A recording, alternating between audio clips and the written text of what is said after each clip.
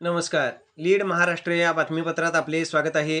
शेतकऱ्यांची आत्महत्या वाचवण्यासाठी सांगली जिल्हा अधिकारी कार्यालयासमोर शेतकऱ्यांचे बेमुदत धरणे आंदोलन. मोहन वनखंडे सर यांनी आंदोलनाला पाठिंबा देत पावसाळी अधिवेशनात पाठपुरावा करण्याचे आश्वासन दिले.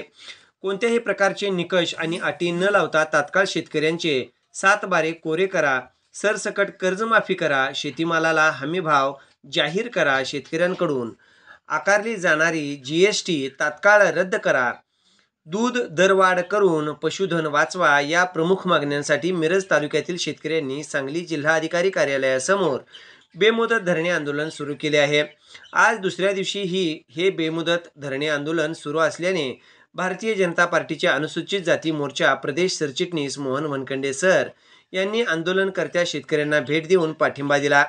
यावेळी विनोद मोरे, संभाजी चव्हाण, मुरीर रुपनर, श्रीकांत रुपनर, दीपक पाटील, अनिल मानगावकर, संजय पाचोरे, खंडू मोरे, उत्तम मोरे, राजेंद्र पाचोरे, बाबूराव पवार, जितेंद्र पाटील, सचिन स्वामी यांच्यासह शेतकरी उपस्थित होते.